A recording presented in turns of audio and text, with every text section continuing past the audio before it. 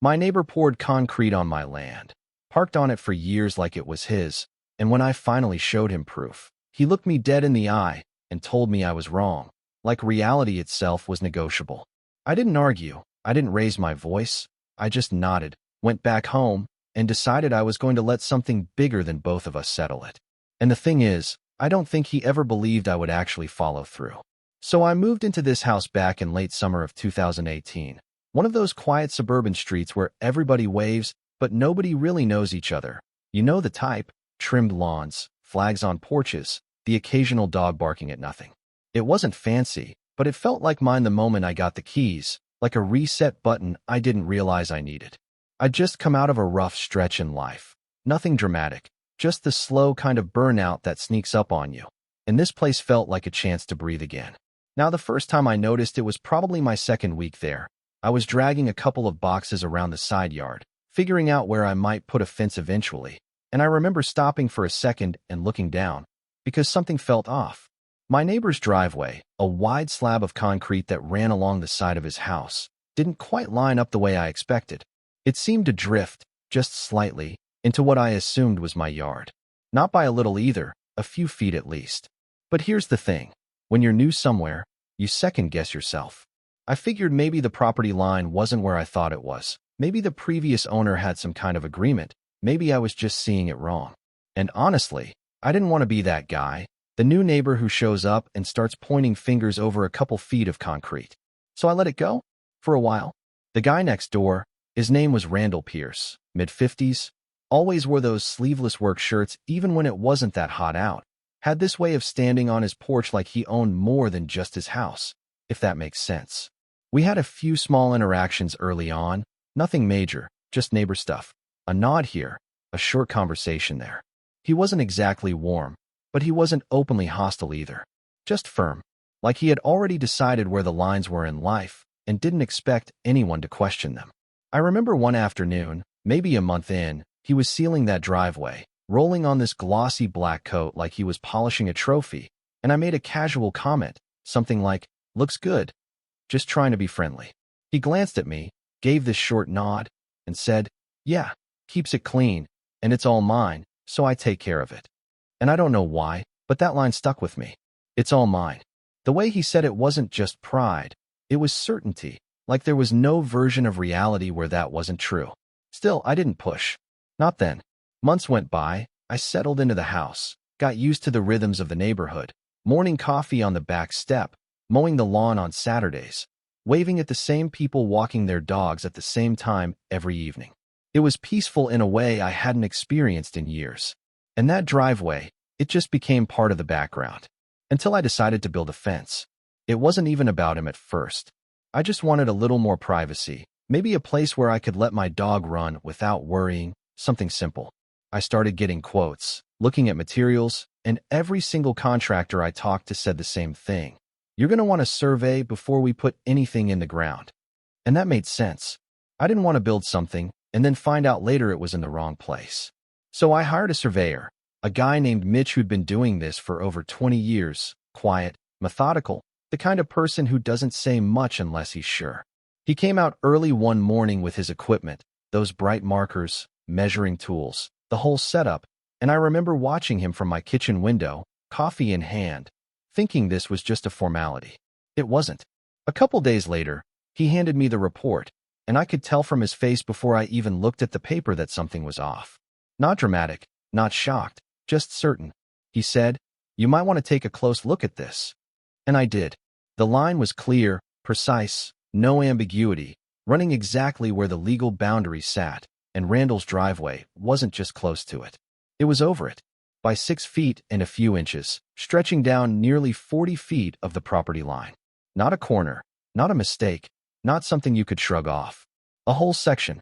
A section he used every single day. I remember just standing there for a minute, looking at the numbers, then looking out the window at that same strip of concrete I'd ignored for months, and suddenly it looked different, like it had weight to it. Like it wasn't just part of the scenery anymore. It was something taken, something assumed. Mitch didn't try to stir anything up. He just said, "Survey's certified, filed, it'll hold up anywhere you need it to," and left it at that. No advice, no opinion. Just facts. And that's when I realized this wasn't a misunderstanding I could just keep ignoring. That evening, I printed out a copy of the survey, folded it neatly, and walked over to Randall's front door. I wasn't angry, not yet, just resolved. I knocked, heard his heavy footsteps inside, and when he opened the door, I gave him a small nod and said, "Hey, got a minute? I think there's something we should look at together." He didn't seem pleased, but he stepped out onto the porch. I handed him the paper, pointed to the line, explained what the surveyor found, kept my voice even, almost casual, like this was something we could sort out without turning it into a problem. He looked at the document for a long moment, then out at the driveway, then back at me. And that's when everything shifted. He didn't ask questions. He didn't seem confused. He just said, flat as anything, "That survey's wrong." No hesitation, no doubt, just a statement. And before I could even respond, before I could explain anything further, he handed the paper back to me, turned around, and closed the door, right in my face. And I remember standing there on that porch, holding that piece of paper, listening to the latch click on the other side, and thinking, all right, if that's how you want to play it. Because up until that moment, this could have been a conversation. Now it was something else entirely. I stood there for a few seconds after the door shut, just staring at the wood grain like it might suddenly reopen and he'd say, "All right, let's talk." But it didn't. And that silence, it told me more than anything he could have said. This wasn't confusion. It wasn't a misunderstanding. Randall knew exactly what I was showing him. He just wasn't willing to accept it. And the strange part was, I still didn't feel angry. Not yet. It was more like something in my head clicked into place, like I'd been given a set of instructions without anyone actually saying them out loud. Don't argue. Don't escalate emotionally. Just document everything and let the system do what it's designed to do. So that's exactly what I did. The next morning, I made copies of the survey, clean, organized, labeled. I even highlighted the encroachment section just to make it impossible to miss, and I filed it with the county assessor's office. It felt oddly procedural, almost boring, like I was handling paperwork for a car registration or something. Except this had weight to it. This was about ownership, about lines that actually mattered. I also drafted a formal encroachment notice, nothing aggressive, just clear, factual language, referencing the certified survey, outlining the extent of the intrusion, and requesting that it be corrected. I sent it certified mail, return receipt requested, because if this was going to move forward, I wanted a record of every step. A few days later, I got the notification that it had been delivered and signed for. Thursday morning. That afternoon, my phone rang. I didn't recognize the number, but I had a feeling I knew who it was before I even answered. "Yeah," I said. There was a pause on the other end. Then Randall's voice came through, tighter than I'd ever heard it before. "You serious with this?" I leaned against the kitchen counter, looking out toward the side yard. That strip of concrete sitting there like it always had, like nothing had changed. "It's a certified survey," I said, calm, steady. "I just want to resolve it the right way." He let out a short laugh, not amused, more like disbelief. "The right way? You think sending me legal paperwork over a driveway is the right way?" I could feel the edge in his voice now, sharp, defensive. "I came over first," I said. "I showed you the survey. And I told you it's wrong." He shot back immediately. "That driveway's been there for years, long before you showed up. Nobody's had a problem with it until now." And there it was, not confusion, not denial of the facts exactly, but this idea that time somehow turned something into his. That because it had existed long enough, it didn't matter where the line actually was. "I'm not saying it wasn't there," I replied, keeping my tone even. "I'm saying it's on my property." Another pause, longer this time. I could almost picture him standing there, jaw tight, trying to figure out how hard to push. "You're making a mistake," he said finally. "You really want to start something over this?" And that question, it hung there for a second, because the truth was, I didn't want to start anything. I'd avoided it for months. But at the same time, I wasn't going to pretend something wasn't happening just to keep the peace. "I'm giving you time to fix it," I said. 60 days. That's more than what's required." He scoffed, like the number itself offended him. "Fix it," he repeated. "You want me to tear up my driveway because some guy with a measuring stick says so?" "Because the boundary says so," I answered. The line went quiet again. Then he muttered something under his breath I couldn't quite catch, and before I could say anything else, the call ended. No goodbye, no agreement. Just silence again. From that point on, the atmosphere between us changed completely. The casual nods disappeared. The small neighborly interactions, gone. If we were both outside at the same time, he'd either ignore me entirely or stare just long enough to make it clear he wasn't letting this go. There was a tension in the air that hadn't been there before, like the whole street could feel it even if nobody said anything. A couple weeks in, I was out front checking the mailbox when Mrs. Alvarez from across the street walked over, slow, careful steps like she didn't want to seem too obvious about it. She'd lived there longer than anyone, knew everything about everyone, the unofficial historian of the block. "You and Randall having some kind of issue?" she asked, lowering her voice just enough to make it feel like a secret. I hesitated for a second, not because I didn't want to say anything, but because I didn't want to turn it into gossip. "Just a property line thing," I said. "Getting it sorted out." She nodded, but I could tell she already knew more than she was letting on. "That driveway's been like that a long time," she said. "Previous owner didn't mind." And again, that same idea, that because something had been ignored, it somehow became acceptable. "I'm not the previous owner," I replied, not harsh, just honest. She gave me a look, something between understanding and concern. "Randall's stubborn," she said carefully. "Doesn't like being told he's wrong." "I've noticed," I said. She patted my arm lightly, like she was bracing for what might come next. "Just be careful. These things, they can turn ugly." I watched her walk back across the street, and for the first time, I felt a hint of something heavier than frustration. Not fear exactly, but awareness. This wasn't just paperwork anymore. This was two people with completely different views of what was fair, and neither one willing to back down. Days turned into weeks. Weeks into a couple months. Nothing changed on his end. The driveway stayed exactly as it was, sealed, painted, used every day like my notice had never existed. And I'll admit, there were moments where I questioned it, not the facts, but the process. I'd sit in my kitchen, looking out at that line, thinking, is this worth it? Is a few feet of concrete worth turning your home into a place with tension in the air? But then I'd look at the survey again, those clean, precise lines, and I'd remember, it wasn't about the concrete. It was about the principle of it. About whether someone could just take space and dare you to do something about it. On day 60, I waited.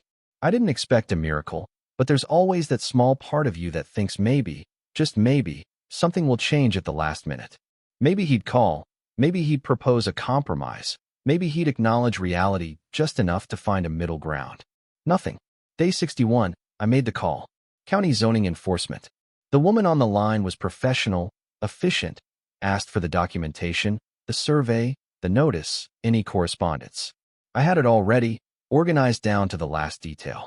I sent everything over that same afternoon. And once that was done, there was nothing left for me to do. Which, strangely, was the hardest part. Because now it was out of my hands. No more conversations, no more decisions, just waiting for someone else to step in and draw a line that couldn't be ignored. And as much as I trusted the process, there was still that uncertainty. How far would this go? How hard would he push back? What would it look like when it stopped being just between us? 2 weeks later, I got my answer. A county inspector pulled up mid-morning, white truck, official markings on the side, clipboard in hand. I watched from my window as he walked the length of the property line, measuring wheel rolling steadily over the ground, stopping at each marker, checking, double-checking, methodical in a way that left no room for interpretation. Randall came out about halfway through, arms already crossed, posture rigid, like he'd been waiting for this moment and already decided how he felt about it. They talked. I couldn't hear the words from inside, but I didn't need to. The inspector pointed at the markers, at the driveway, at his clipboard. Randall shook his head, gestured back toward the house, then toward me, like I was the source of the problem rather than the line itself. It went on for a while, long enough to feel uncomfortable even from a distance. Eventually, the inspector finished his measurements, wrote something down, and handed Randall a set of papers. Official, final, and even from where I stood, I could see it in the way Randall held them.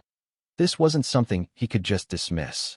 For the first time since this started, reality wasn't something he could argue with.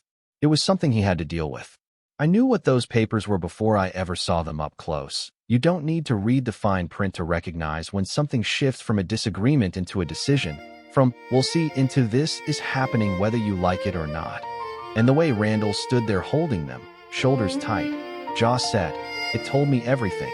The line had finally been drawn somewhere he couldn't step over. Later that afternoon, I got a copy of the notice myself, slipped into my mailbox like any other piece of mail, except this one carried weight. Official correction order, compliance deadline clearly stated, daily fines outlined in plain language, no wiggle room, no interpretation, just instructions. Remove the encroaching portion of the structure and restore the property line to its legal boundary. Simple on paper, not so simple in reality. That night, I sat at my kitchen table longer than usual, the notice laid out in front of me, not because I needed to read it again, but because I was thinking about what it meant beyond the words. Up until now, everything had been contained, tense, sure, but contained. This was different. This meant crews, noise, disruption, a visible correction. The kind you can't ignore, the kind the whole street would see. And I won't lie, part of me wondered how far Randall would go before he gave in. Would he fight it? Delay it? Try to push back through some legal angle I hadn't considered? Or would he just wait until the last possible moment and then do what he had to do? The answer came about a week later. I remember the sound before anything else, a sharp, mechanical crack echoing down the street early in the morning, the kind of sound that doesn't belong in a quiet neighborhood unless something's being torn apart. I looked out my kitchen window, coffee halfway to my lips, and there it was, a small crew, 3 guys, work boots, heavy gloves, a compact excavator idling nearby, and jackhammers already biting into the edge of that driveway. For a second, it didn't even feel real. That strip of concrete had been there every single day since I moved in, part of the landscape, something static, unchanging. And now it was breaking apart in front of me, piece by piece, chunks of it lifting, cracking, getting hauled away like it had never belonged there in the first place. Randall was on his porch. Same spot I'd seen him 100 times before, but this time he wasn't standing. He was sitting, arms folded tight across his chest, staring straight ahead, not at the workers, not at me, just ahead. Like if he focused hard enough, he could detach himself from what was happening 10 feet away. The crew worked steadily, no drama, no hesitation, just methodical demolition. One guy handling the jackhammer, another guiding the excavator, the third clearing debris, loading it into the truck. They didn't care about the history, the arguments, the tension. To them, it was just a job. Remove what doesn't belong. Restore what should be. At one point, one of the workers glanced over toward Randall, maybe expecting some kind of input, some direction, but Randall didn't move, didn't speak, didn't acknowledge him. Just sat there, silent. And I remember thinking, this is the part no one talks about. Not the argument, not the paperwork, not even the decision. This moment right here, where something you insisted was yours is physically taken away, not by force exactly, but by authority you can't override. It's not loud in the way people imagine conflict to be. It's quiet. Final. The whole process took most of the day. By late afternoon, that section of driveway was gone. Not trimmed, not adjusted, gone. What was left ended in a clean, straight edge that lined up exactly with the markers from the survey, like it had always been meant to stop there. For the first time since I moved in, I could actually see the full width of my side yard. It felt different. Not bigger, not dramatically, but clearer, defined. Randall didn't look over once. Not during the work, not after. When the crew packed up and drove off, leaving behind a strip of exposed ground where concrete used to be, he just stood up slowly, turned, and went back inside. That was it. No confrontation. No final words. Just acceptance, whether he wanted to call it that or not. Over the next couple of weeks, things stayed quiet. No crews, no noise, just that empty strip sitting there, waiting. Then one morning, I noticed fresh concrete being poured, but this time it stopped exactly where it was supposed to. No overlap, no drift, no assumptions. Just a clean edge, right along the legal line. He finished it quickly, didn't overdo it, didn't expand it, just restored what he could within the boundary he no longer had control over. And I'll give him this. Even if it came late, it was done right. We still didn't talk. Not after that. If we crossed paths, it was the briefest acknowledgement, a nod at most, the kind you give a stranger you recognize but don't engage with. Whatever neighborly possibility had been there before, it was gone. Not replaced with hostility exactly, just distance. A line that existed in more than just the ground now. The following spring, I had my fence installed. Same survey, same markers, same precision. I stood there while they set the posts, watching each section go up exactly where it was supposed to. No guessing, no compromise. When it was done, it ran straight and clean along the property line, a physical reminder of everything that had happened to get it there. And I'll be honest, it wasn't just about privacy anymore. It was closure. Sometimes I sit out back in the evenings, looking along that fence line, and I think about how easily this could have gone a different way. If he'd just looked at the survey and said, "All right, let's figure it out," none of this would have escalated. No notices, no inspectors, no jackhammers at 8 in the morning. But he didn't. And I get it, in a way. Nobody likes being told they're wrong, especially about something they've treated as theirs for years. There's pride in that, identity even. But at some point, there's a choice. Hold on to that pride, or deal with reality. He chose pride, and the county chose reality. What's strange is, I don't feel like I won. I got my land back, sure. The line is respected now. Everything is where it should be. But it costs something too. The ease of living next to someone without tension, the possibility of being more than just two houses side by side. Now it's quiet in a different way. Not peaceful exactly, just defined. And maybe that's the part people don't expect. You think these situations end with some kind of satisfaction, some moment where everything feels resolved and right. But sometimes, it just ends with a line, clear, undeniable, and a little heavier than you thought it would be. So now I'm curious. What would you have done? If someone built on your land, used it every day, treated it like it was theirs, would you let it go to keep the peace? Or would you push it all the way to the end like I did? And more importantly, where do you think the line really is between being reasonable and being taken advantage of? Let me know in the comments. I read every single one.